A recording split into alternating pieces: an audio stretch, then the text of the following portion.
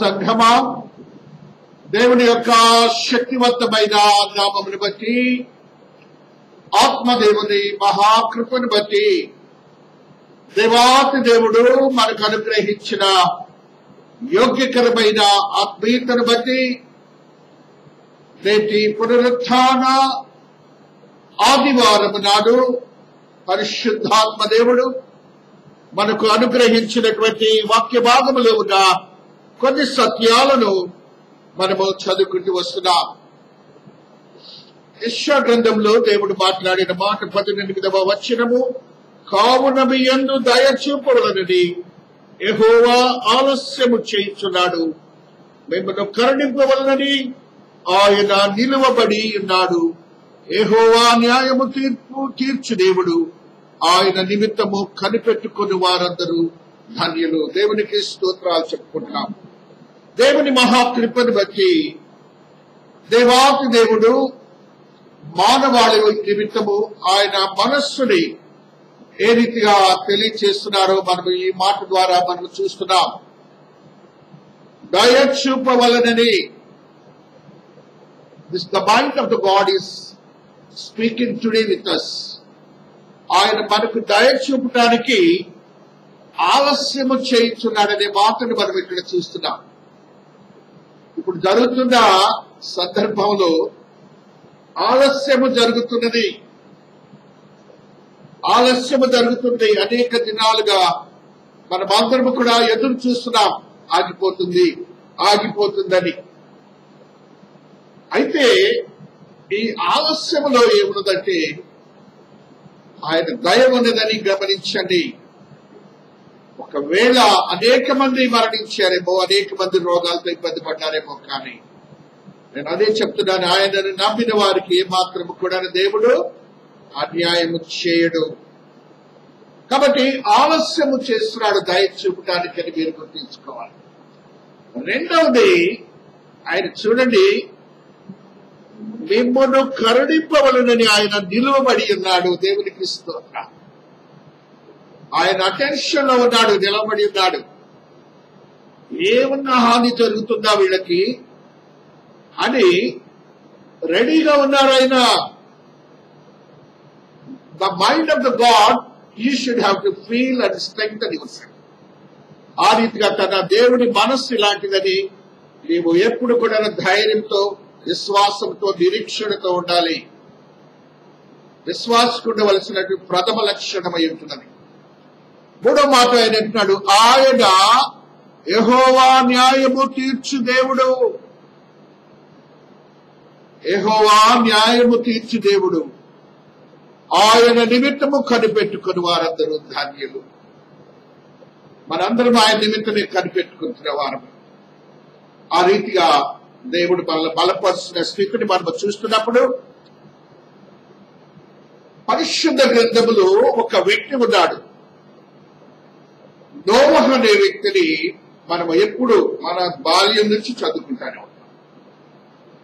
బాల్యం నుంచి ఆ వ్యక్తిని గురించి మనం చదువుకుంటానే ఉంటాం. ఆ రీతిగా ఆయన గురించి తలంచుకుంటానే ఉంటాం. అక్కడ జరిగినటువంటి విషయం ఏంటంటే, ఆయనను కనిపెట్టుకుని వారు ధన్యులు అనే మాట మనం చూస్తున్నాం. That individual human being like నోవహు అనే వ్యక్తి ఆయనను కనిపెట్టుకున్నవాడు, ధన్యుడుగా ఉంటున్నవాడు. ఆయన దేవుని కనిపెట్టినవాడు. ప్రపంచమంతా కనిపెట్టలేకపోయింది, ఒక్క వ్యక్తి మాత్రమే కనిపెట్టాడు. God is going to do wonderful thing అని ఆయన ఆలోచించాడు. దేవుడు ఒక గొప్ప కార్యం చేయబోతున్నాడని, ఆ గొప్ప కార్యములో మానవాళికి ఉన్నటువంటి ఈ యొక్క పాపము అనే ఒక దేవునికి మనుష్యుడికి అడ్డమున్నటువంటి క్రియ పాపము, దానికి సంబంధించినటువంటి మనుషులందరినీ ఆయన పనిష్మెంట్ ఇవ్వబోతున్నాడని, అంత మాత్రమే కాదు, పశ్చాత్తాపముతో నోవహు వలె సిద్ధపడిన వారందరినీ రక్షించబోతున్నాడని దేవుడు ఆదినాడు చేసిన క్రియను మనం గుర్తించుకోవాలి. యెషయా భక్తుడే ఒక ఆదికాండంలోనే ఒక మాటని చదువుతాం. 6వ అధ్యాయము 8వ వచనాన్ని చదువుకుంటున్నప్పుడు, అయితే నోవహు యెహోవా దృష్టి యందు కృప పొందిన వాడాయను. యెహోవా దృష్టి యందు కృప పొందిన వాడాయను. కృప పొందినవాడను. అక్కడ అయితే అనే మాటను మీరు చూడాలి. ఇది కంజంక్షన్ వాడు ఇంగ్లీష్ లో. ఒక సంఘటనకి మధ్యలో సందర్భాన్ని కలిపే మాట అయితే. ఈయన వస్తున్నాడు దేవుని యొక్క ఉగ్రతకి, మనుష్యుల యొక్క పాపానికి మధ్యలోకి ఈ మనుష్యుడు వస్తున్నాడు. నోవహు అనే మనుష్యుడు వస్తున్నాడు. ఇక్కడేమో పాపము జరిగింది, ఇక్కడేమో దేవుని ఉగ్రత ఉన్నది. ఆ రెండింటికి మధ్యలో ఒక మనుష్యుని యొక్క నీతి కనపడుతుంది దేవునికి. అయితే అనే వ్యక్తులలో మనం అందరం ఉండాలి. దేవునికి స్తోత్రాలు చెప్పుకుంటున్నాం. దేవుడు అనాలి, అయితే వీళ్ళందరూ కూడాను నన్ను గురించి ఎదురు చూస్తున్న బిడ్డలని దేవుడు ఆ మాటని యోచించాలి మన కొరకు. కాబట్టి ఆ స్థితిని మనము కలిగి ఉండాలని పరిశుద్ధాత్మ దేవుడు నీతో నాతో మాట్లాడుతూ వస్తున్నాడు. నోవహు నీతిపరుడును తన తరములో నిందారహితుడనై ఉండెను. నోవహు దేవునితో కూడా నడిచినవాడు. ఇవన్నీ ఫండమెంటల్స్ ఫర్ ది బిలీవర్స్. మనం ఒక టెక్స్ట్ లాగా చదువుకోవటం కాదు. 3 మాటలు ఇప్పుడు మనం విన్నాం నోవహు గురించి. అదే దేవుడు ఇప్పుడు మనం ఆరాధించే దేవుడు ఆయనే. నోవహు నీతిపరుడని చెప్తున్నాడు, నిందారహితుడని చెప్తున్నాడు, దేవునితో నడిచిన వాడని చెప్తున్నాడు. 3 మాటలు చెప్తున్నాడు. అనగా 2 మాటల్లోనేమో వ్యక్తిగతంగా మన యొక్క స్థితిగతులు. నింద, ఆయన మంచోడు కాదు, చెడ్డవాడు కాదు, అలాంటి మాటలు ఏముంటాయి. దుర్మార్గుడు, ఈ లోకంలో నుండి చెడు గుణాలు, ఇవన్నీ మాట్లాడతారు. అవన్నీ కావు. అవన్నీ కూడాను మన జీవితాల్లో ఉండాలి.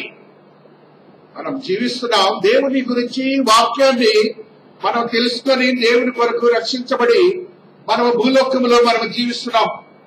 మారు మనసు అనే ఒక గుణాన్ని కలిగి దేవునితో నిబంధన చేసుకున్నాం. ఈ covenant had been made by the believers with Jesus. యేసు అనే దేవునితో నీవు నిబంధన చేసుకున్నావు. ఆ నిబంధన ఎవరితోనూ పాస్ గారి ద్వారా చేసుకున్నాం, అంతేకాని పాస్ గారితో కాదు నిబంధన చేసింది. దేవునితో స్పోక్ విత్ గాడ్. దేవునితో మాట్లాడి నేను తప్పు చేయను, పాపము చేయనని ఆ దినాలను ఒప్పుకున్న. అలాగే నిందారహితుడిగా ఉండాలి. ఇక లేదు, నేను నీ మీద నింద మోపకూడదు, దేవదూతలు మోపకూడదు, యేసయ్య మోపకూడదు, లేకపోతే ఇంకెవరు కూడా నీ మీద నిందలు మోపకూడదు ఆ తీర్పు దినాన. కాబట్టి అలాంటి పరిస్థితి కలిగి ఉండి కృపను పొందిన వారిగా మనం జీవిస్తున్నామని గ్రహించాలి. In the midst of this corona, ఈ కరోనా యొక్క మధ్యలో మనం జీవిస్తున్నాం. అది కృప అని మీరు మాత్రం గ్రహించాలి. ఎవరన్నా ఏమన్నా అడిగితే ఏం చెప్పాలి మనము? ఆయన కృప.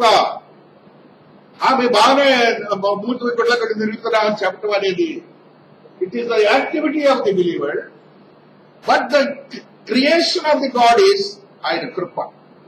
Otherwise nothing else is there for us to live on this earth.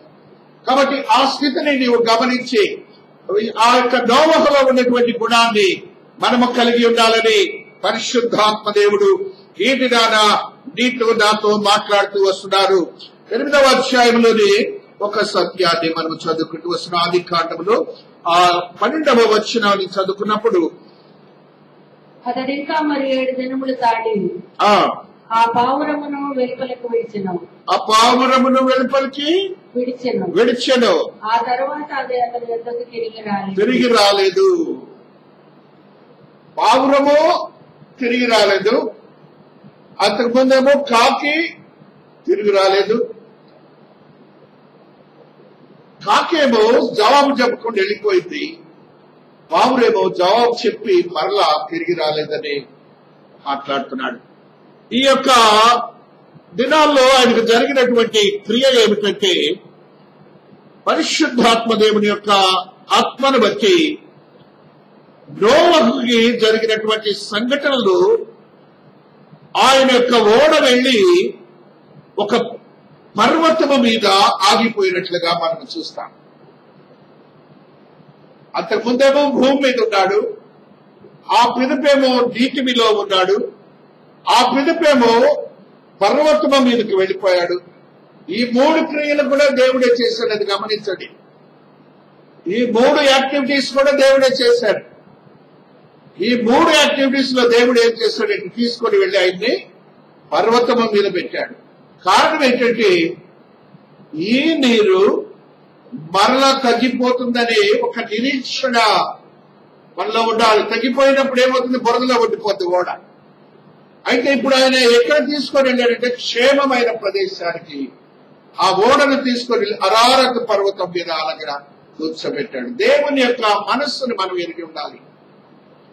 దేవుని యొక్క మనస్సును ఎరిగి మనం జీవించాలి. నీకు క్షేమాన్ని ఇస్తానని దేవుడు చెప్తున్నాడు, నీకు సుఖాన్ని ఇస్తానని దేవుడు చెప్తున్నాడు. ఆ నీటిలో ఉన్న వారందరైతే మరణించారు, అరారత్ పర్వతం మీద ఉన్నవాడైతే ఆయన జీవంతో ఉన్నాడని మీరు గ్రహించాలి. ఇది రేపు రెండవ రాకడలో అరారత్ పర్వతం అనేది ఒక సూచనగా ఉంటున్నది మనకి. మనమందరము కూడాను ఏ పర్వతం మీదకి వెళ్ళబోతున్నా? రేపు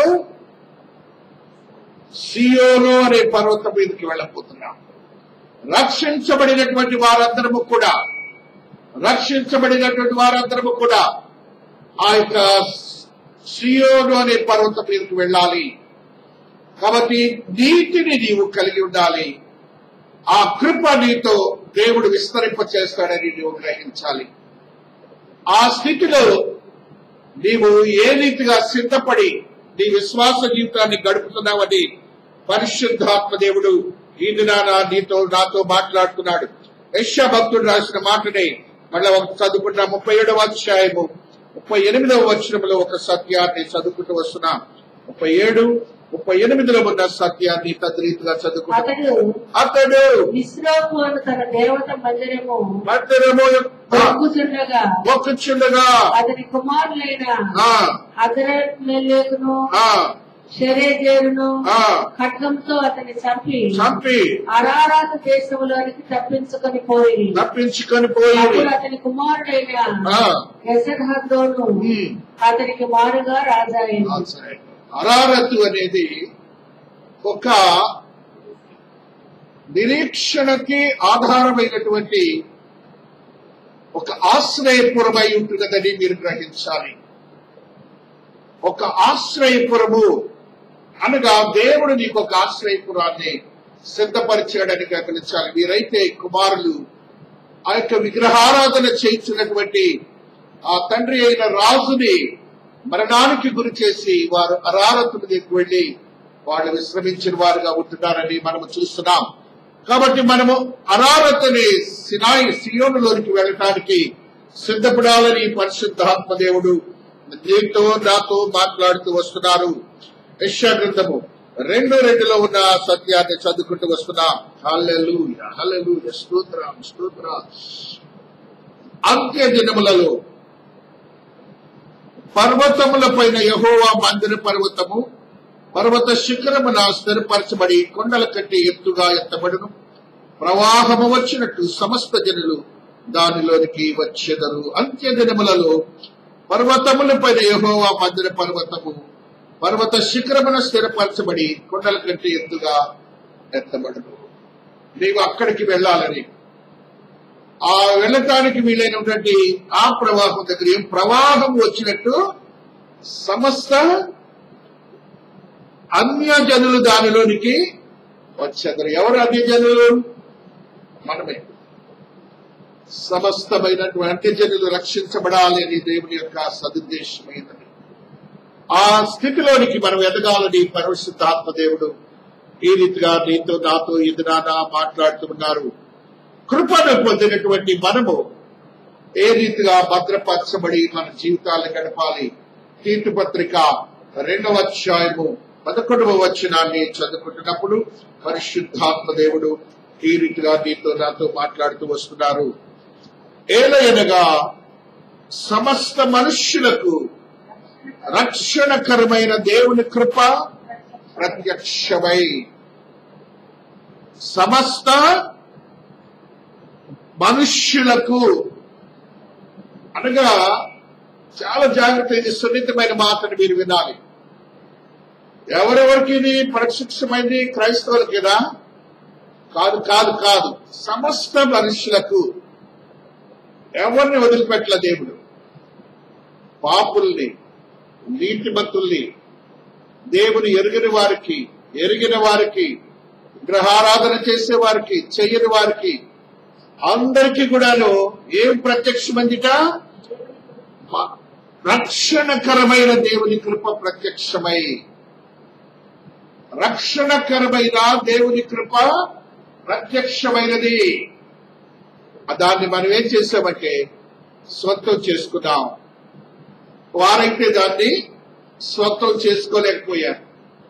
కాబట్టి నీవు జ్ఞానము కలిగి, ఆత్మీయ జ్ఞానము కలిగి, ఆ కృప రక్షణకరమైనదని యోచించి నీ జీవితాన్ని భద్రపరుచుకున్నామని మరి ఒక పర్యాయం గుర్తు చేసుకోవాలి.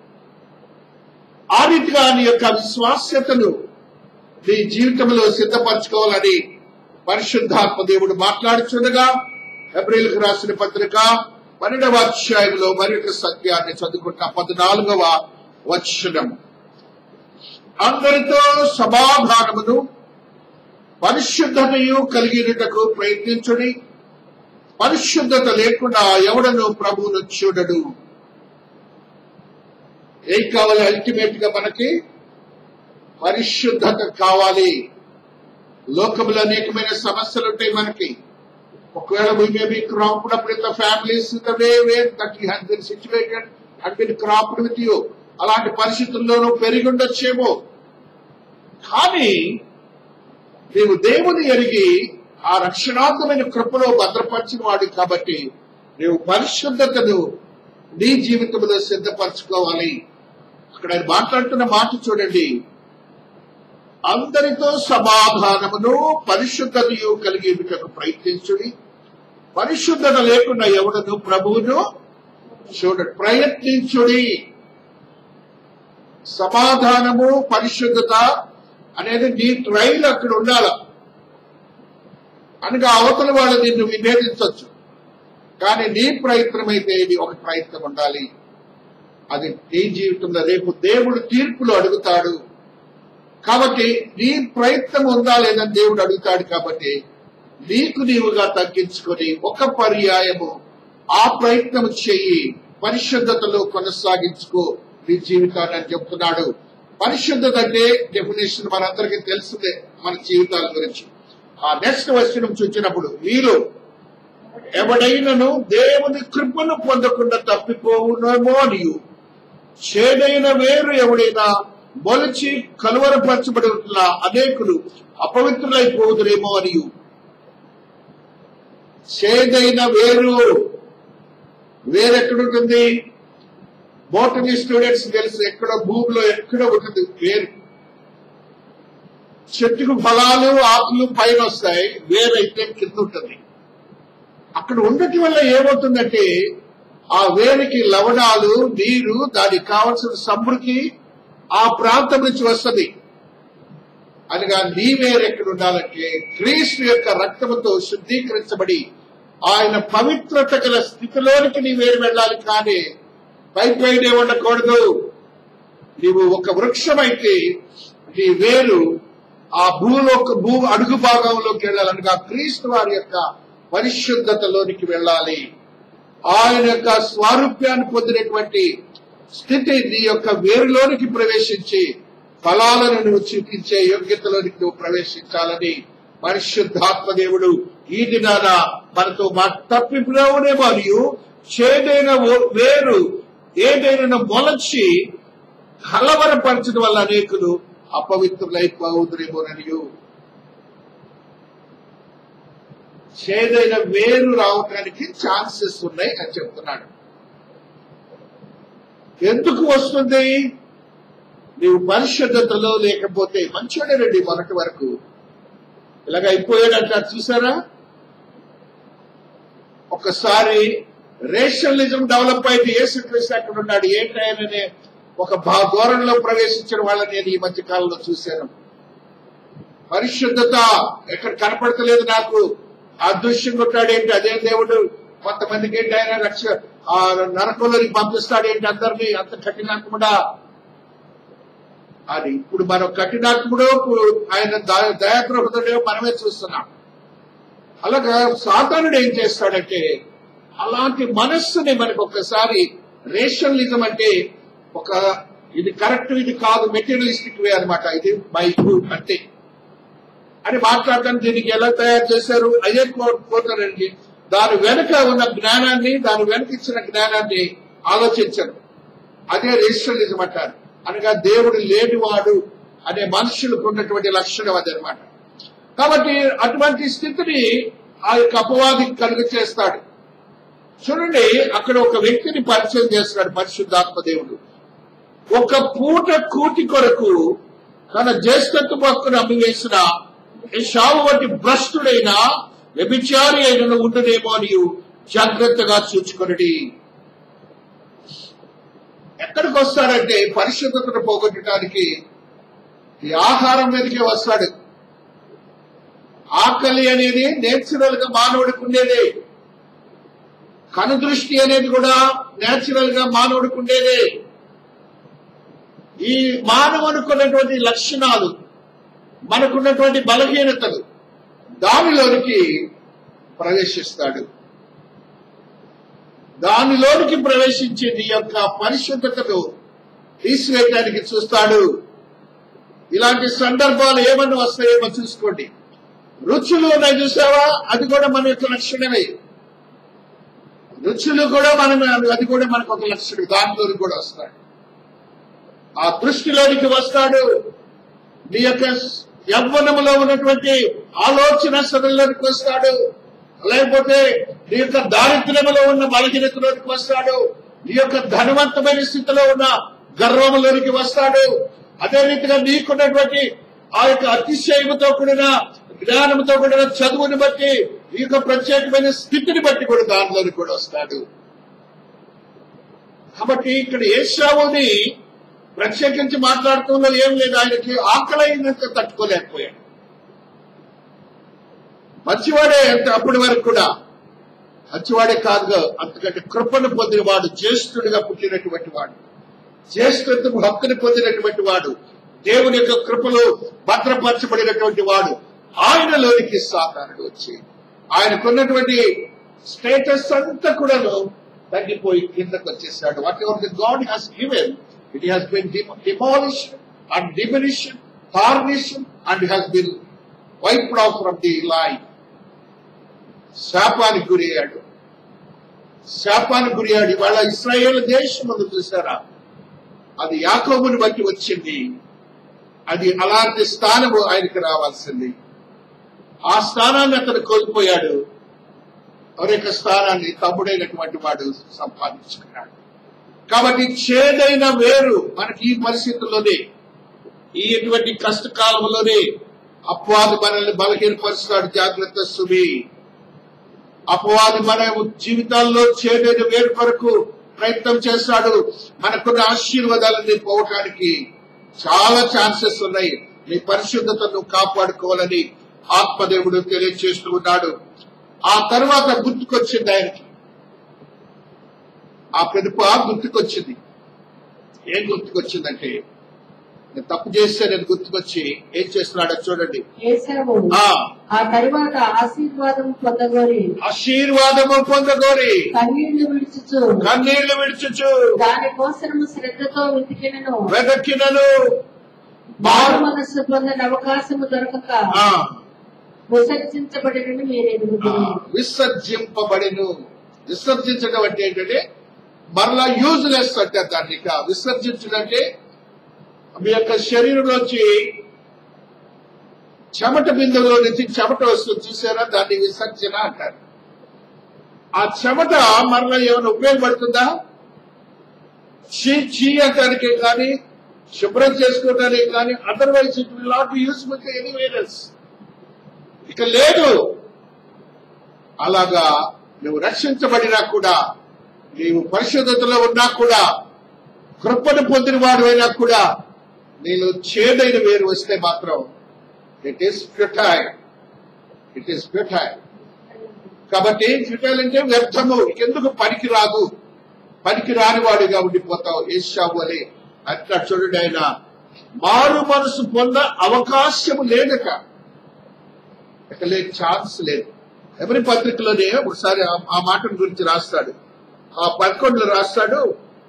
హల్లెలూయా, స్తోత్రం, స్తోత్రం. 6లో 4వ వచనం, ఒక్కసారి వెలిగింపబడి పరలోక సంబంధమైన వరమును రుచి చూచి పరిశుద్ధాత్మలో పాలివారై. మనమందరము కూడా పరిశుద్ధాత్మలో పాలివారమైనటువంటి వ్యక్తులం. మీరు అది గమనించాలి. ఈ నడిషన్ యువర్ బిలీవర్షిప్, నీ విశ్వాస జీవితంలో నీతో పరిశుద్ధాత్మ దేవుడు ఉన్నాడని ప్రతి విశ్వాసి గమనించాలి. You and God are living together. అది గొప్ప స్థితి మనకి, రక్షింపబడిన వారికి. దానిని మర్చిపోతున్నాం మనం అందరూ. అసలు వాళ్ళే క్రైస్తవులు అనేది అసలు లేనే లేదు. Yourself and God are living together. పరిశుద్ధాత్మను నీవు జీవిస్తున్నావు. ఆ స్థితిని నువ్వు గమనించుకొని నీ జీవితాన్ని గడుపుకోవాలని పరిశుద్ధాత్మ దేవుడు తెలియజేస్తూ ఉన్నాడు. అదే రీతిగా 4వ అధ్యాయము 16లో ఒక సత్యాన్ని పరిశుద్ధాత్మ దేవుడు తెలియజేస్తున్నాడు. హెబ్రీయులకు రాసిన పత్రిక, కనుక మనము కనికరింపబడి సమయోచితమైన సహాయము కొరకు కృప పొందినట్లు ధైర్యముతో కృపాసమునకు చేరుదము. పరిశుద్ధతలో ఉందా? ఆయన మనల్ని రక్షించుకున్నాడు, ఆయన మనతో జీవిస్తున్నాడు, మనం ఆయన కొరకు సిద్ధపరచబడి ఉన్నాం. ఆ యొక్క అరావత్ అనే సినాయి పర్వతం మీదకు వెళ్ళాలి, సియోను పర్వతం మీదకు వెళ్ళాలి. మనము అనేక మంది మరణిస్తారని మీరు గుర్తించండి. రేపు 2వ రాకడలో అనేక మంది మరణిస్తారు. ఆ మరణించే గుంపులో మనం ఉండకూడదు. 2వ మరణంలో మనము దేవునితో నివసించే నిత్య జీవం అనే స్థితిలోనికి వెళ్ళటానికి ప్రయత్నించినప్పుడు అన్నట్టు సమయోచితమైన సహాయము కొరకు కృప పొందినట్లు, సమయోచితమైన సహాయము కొరకు కృప పొందినట్లు, ఆ సమయానికి ఆయన అనుగ్రహించే సహాయాన్ని మనం పొంది, ఎలాగైతే నోవహుకి ఇచ్చాడో ఆ స్థితి మనం పొంది ఆ సింహాసనం దగ్గరికి వెళ్ళటానికి మనం ప్రయత్నం చేయాలి. ఆయన దగ్గర ఉండటానికి ఆ స్థితిని మనం పొంది ఆయన కృపలో భద్రపరచబడాలని పరిశుద్ధాత్మ దేవుడు మనకు తెలియజేస్తూ ఉన్నాడు. మరి ఒక మాటని చదువుకుంటూ వస్తున్నాం. 14వ వచనము జకర్య, 7వ వచనాన్ని జకర్య భక్తుడు రాసినటువంటి గ్రంథములో ఉన్న సత్యాన్ని ఈ రీతిగా చదువుకుంటూ వస్తున్నాం. 14th and 7th verse. హల్లెలూయా, హల్లెలూయా, స్తోత్రం, స్తోత్రం, స్తోత్రం. ఆ దినము ప్రత్యేకమైనదిగా ఉండెను, అది యెహోవాకు తెలియబడిన దినము. పగలు కాదు, రాత్రి కాదు, అస్తమయ కాలమున వెలుతురు కలుగును. వెలుగులోనికి నువ్వు ప్రవేశించడానికి నువ్వు సిద్ధపరచబడాలి. మనలందరినీ దేవుడు అందుకనే మనల్ని సిద్ధపరిచి ఆయన మనల్ని భద్రపరుస్తున్నాడని గ్రహించాలని పరిశుద్ధాత్మ దేవుడు మనతో మాట్లాడుతూ వస్తున్నాడు. పర్వత శిఖరము మీదకి వెళ్ళటానికి సిద్ధపడి నీవు ఉండాలని ఎహెజ్కేలు భక్తుడు ఒక సత్యాన్ని మన 39లో తెలియజేస్తూ ఉన్నాడు. 39వ అధ్యాయము 21వ వచనాన్ని చదువుకుంటూ వస్తున్నా. హల్లెలూయా. నా ఘనతను అన్యజనులలో అగుపరచెదను, నేను చేసిన తీర్పును వారి మీద నేను వేసిన నా హస్తమును అన్యజనులందరూ చూచెదరు. ఆ దినము మొదలుకొని నేనే తమ దేవుడైన యెహోవానై ఉన్నానని ఇశ్రాయేలీయులు తెలుసుకుందరు. మనల్ని బట్టి రేపు ఇశ్రాయేలీయులు కూడా బుద్ధి తెచ్చుకొని దేవుని యొక్క శక్తిని ఎరిగి వారు కూడా యోగ్యతను భద్రపరుస్తున్నారని మనం గ్రహించాలి. తద్రీతిగా ఆయన కృప కొరకు మనం ఎదురు చూసి ఆయన కృపలోనికి మనం భద్రపరచబడాలని పరిశుద్ధాత్మ దేవుడు తెలియజేస్తున్నాడు. 2 పేతురు 1:10 ఉన్న సత్యాన్ని కూడా చదువుకుంటూ వస్తున్నాం. 2 పేతురు 1:10. హల్లెలూయా, హల్లెలూయా, స్తోత్రం, స్తోత్రం, స్తోత్రం. మీకు కలుగు ఆ కృపను కూర్చి ప్రవచించిన ప్రవక్తలు ఈ రక్షణను కూర్చి పరిశీలించు తమ యందున్న క్రీస్తు ఆత్మ, తమ యందున్న క్రీస్తు ఆత్మ, క్రీస్తు ఆత్మ, క్రీస్తు విషయమైన శ్రమలను గుర్చియు, క్రీస్తు విషయమైన శ్రమలను గుర్చియు, వాటి తర్వాత కలగోగు మహిమను గుర్చియు, మహిమను గుర్చియు ముందుగా సాక్ష్యం ఇచ్చినప్పుడు ఆ ఆత్మ ఏ కాలమును ఎట్టి కాలమును సూచించుతూ వచ్చెనో దానిని విచారించి పరిశోధించుడి. 2 పేతురు 1:10 ఉంటుంది. అందువలన సహోదరులారా, మీ పిలుపును ఏర్పాటును నిశ్చయము చేసుకొనుటకు జాగ్రత్త పడుడి. వీటి క్రియలు చేయవారైతే ఎల్లప్పుడూ తొట్టిల్లరు. అలాగని మన ప్రభువును రక్షకుడైన యేసుక్రీస్తు యొక్క నిత్యరాజ్యములో ప్రవేశము మీకు సమృద్ధిగా అనుగ్రహించబడను. సమృద్ధిగా అనుగ్రహించబడదు, సమృద్ధి లేకుండా కూడా అనుగ్రహించబడుతుందని మీరు గమనించాలి. 2 ఉంటాయి. దేవునికి అతి సమీపంలో ఉండే స్థితిని పొందటము సమృద్ధి, దేవునికి అతి దూరంలో ఉండే స్థితి ఏమో సమృద్ధి లేకుండా ఉండటం. కాబట్టి నువ్వు పరిశుద్ధతలోనికి నీవు ప్రవేశించినప్పుడు ఇవన్నీ కూడా జరుగుతూనే ఉంటాయి లోకంలో. వీటన్నిటిని మీరు మర్చిపోండి. మనం దేవుడితో ప్రయాణం చేస్తున్నామని గ్రహించండి. పరిశుద్ధాత్ముడు నీతో ఉన్నాడని గ్రహించండి. అట్టి స్థితిని నువ్వు పొంది ఆత్మ కార్యములు పొందాలని పరిశుద్ధాత్మ దేవుడు తెలియజేస్తున్నాడు. దేవుడు ఈ పరిశుద్ధ వాక్యమును దీవించి ఆశీర్వదించును గాక. ఆమేన్, ఆమేన్.